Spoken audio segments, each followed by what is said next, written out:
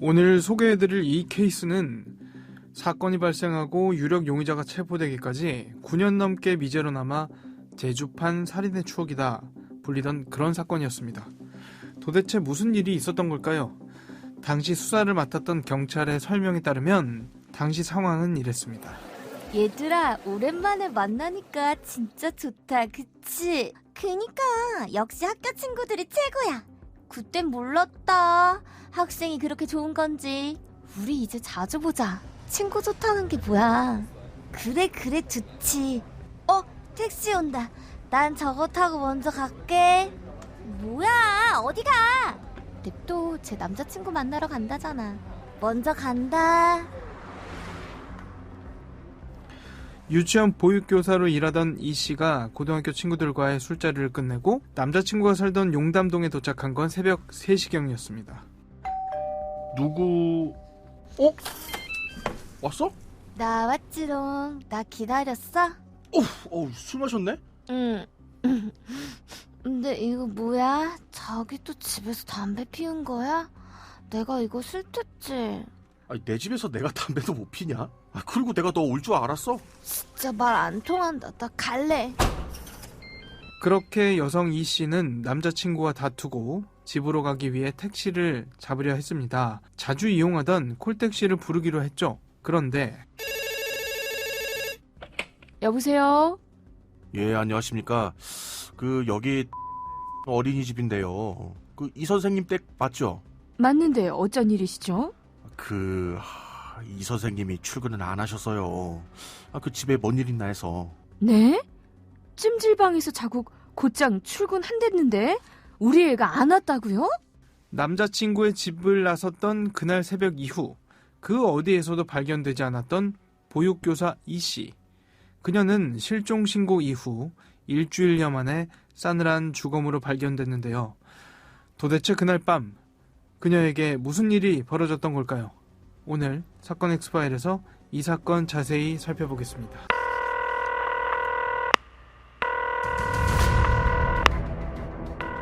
사건은 보이는 것보다 가까이 있다.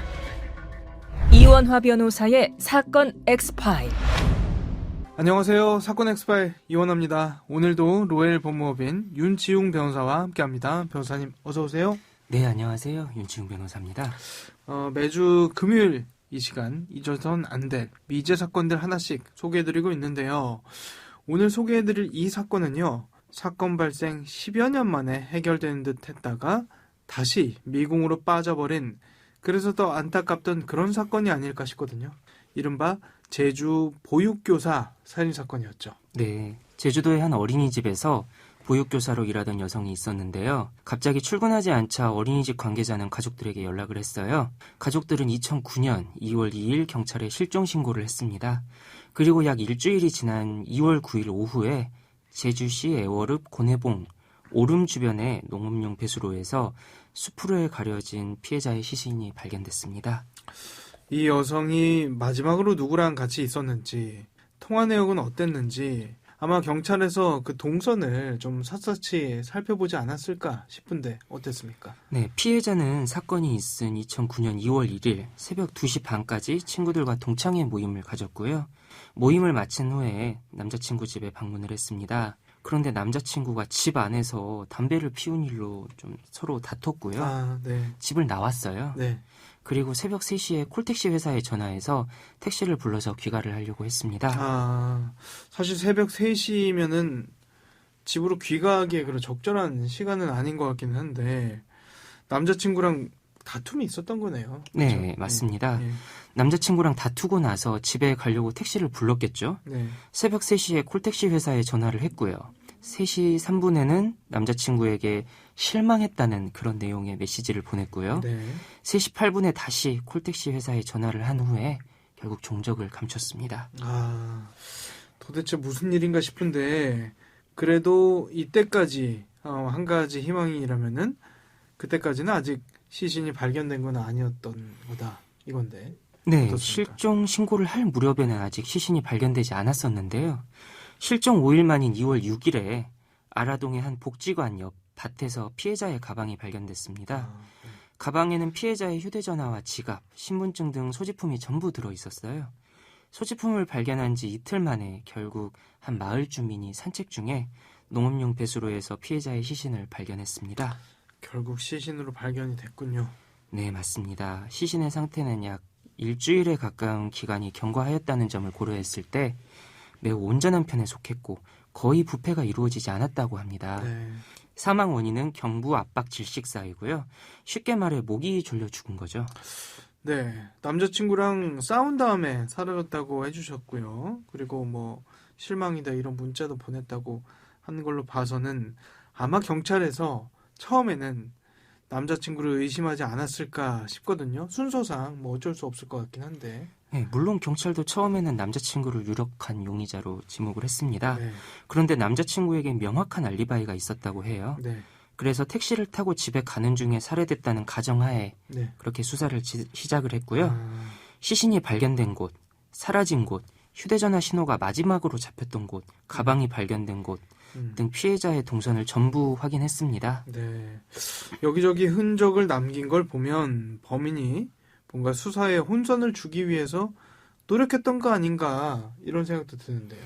네, 저도 실제로 지도를 확인해봤거든요. 네. 피해자의 가방을 발견한 위치랑 시신이 발견된 위치가 약 23km 정도 떨어진 곳입니다. 자동차로도 약 30분 이상을 운전해야 되는 거리죠. 아무튼 경찰은 제주도에 등록된 택시기사 5천여 명을 전수조사했고 택시기사들의 통신기록과 운행기록 등을 조사해서 용의자를 10명으로 줄인 후에 마지막 한 명까지 좁혔습니다. 대단하다 싶은데 용의자가 5천 명에서 결국에는 한 명까지 좁혀졌군요. 어떤 인물이었습니까? 택시기사 박모 씨였습니다. 네. 경찰은 피해자가 택시에 탑승한 장소를 비롯해서 이동 경로에 설치된 CCTV를 정밀 감정한 결과 용의자가 운행한 것으로 추정되는 흰색 NF 소나타 택시 차량이 공통적으로 발견됐고요. 모든 조건을 충족하는 승용차는 용의자의 택시가 유일하다고 그렇게 판단했습니다. 네. 자, 그러면 이 잡힌 택시기사 박모 씨 본인은 뭐라던가요? 물론 용의자는 범행을 부인했죠. 네. 그러나 법원에서도 지적한 바와 같이 박모 씨는 통화 내역을 삭제하기도 했고 사건 발생 당일 손님을 태운 적이 없다고 했다가요. 다시 남자 손님을 태웠다고 말을 바꾸기도 했습니다. 한마디로 변명이 좀 모순되거나 석연치 않은 점이 있었죠. 네. 그리고 용의자가 거짓말을 한다는 거짓말 탐지기 결과도 있었어요. 아, 네. 그런데 결국 범행이 충분히 입증되지 않았다는 그런 이유로 무죄 판결을 받았습니다. 야, 누가 봐도 굉장히 의심스러운 상황이긴 합니다만 그렇다고 직접 증거가 있는 게 아니기 때문에 함부로 뭐 예단하기도 뭐 쉽지는 않은 상황이다 싶긴 해요. 그렇죠. 그런데다가 결정적으로 수사기관이 추산한 사망 시간에서 문제가 발생하기도 했습니다. 네, 뭐였죠? 경찰은 피해자의 옷이 일부 벗겨졌고요. 목이 졸린 흔적이 있는 점 등을 고려해서 실종 당일 새벽 살해된 것으로 추정했는데 시신을 부검한 의사는 발견 시점에서 하루나 이틀 전에 숨진 것으로 보인다는 의견을 밝혔습니다. 실종 이후에도 음식물이 계속 공급됐다는 그런 의견과 함께 말이죠. 문제는 사망 시점에 따라 알리바이가 달라질 수 있다는 점입니다. 그렇죠. 네. 실종 후에도 피해자가 약 일주일간 살아있었다면 용의자를 다시 정해야 될 수도 있을 테니까요. 그러게요. 만약 국가수 분석대로라면은 그 택시기사 박모 씨가 범인이 아니게 되는 거예요? 네, 그렇죠. 그래서 용의자로 특정됐던 그 박모 씨는 결국 풀려나게 됐고요. 네. 택시를 정밀 감식했지만 별다른 증거도 발견되지 않았습니다. 네. 이렇게 이 사건은 제주도판 살인의 추억이라고 불리면서 장기 미제 사건으로 남는 듯했습니다. 말씀해 주시는 걸 들어보니 미제로 남는 듯 했지만 뭔가 상황이 반전될 그런 일이 있었던 것 같은데요. 네, 소위 태완이법이라는 법이 있는데요. 네. 사람을 살해한 범죄로 사형에 해당하는 범죄를 저지른 경우라면 공소시효를 무기한으로 적용하는 그런 형사소송법 규정입니다. 네네. 많은 미제 사건들이 그렇듯이 역시 이번에도 태완이법으로 인해 장기 미제 전담팀이 꾸려져서 다시 사건이 조명받게 됐습니다. 네네. 장기 미제 전담팀은 제주 보육교사 살인사건에 대해 TF팀을 꾸리고 수사를 다시 시작하게 됐는데요. 앞서 말씀드렸듯이 이 사건에서는 결국 피해자의 사망 시점이 언젠지가 문제가 됐습니다. 네네. 그래서 동물 실험을 통해서 당시 상황을 재현해서 정확한 사망 시점을 알아보려고 했는데요. 당시 경찰은 추운 겨울이었기 때문에 꽁꽁 얼어서 부패가 진행되지 않았을 수 있다 주장했었는데 그 주장을 뒷받침할 만한 과학적 근거가 필요했던 모양이네요. 네, 맞습니다. 이정빈 가천대 석좌 교수를 중심으로 한 동물 실험에서 돼지를 이용해서 사망 후에 시간이 경과하더라도 주변 환경에 따라 시신의 부패가 다소 지연될 수 있는지를 분석을 했습니다. 결과는 어땠습니까? 이 사건의 경우에 배수로의 응달과 차가운 제주도 바람이 만나서 냉장 효과를 만들어내서 시신의 부패를 늦췄다는 그런 결과가 발표됐습니다. 네. 결국 택시기사 박모 씨는 다시 용의선상에 올랐는데요. 수사기관은 구속영장을 신청했지만 기각됐습니다. 법원은 해당 증거가 박모 씨의 범행을 입증할 결정적 증거가 될 수 없다고 판단했기 때문인데요. 다른 증거는 더 없었나요? 경찰은 포기하지 않고 계속해서 증거를 찾았습니다.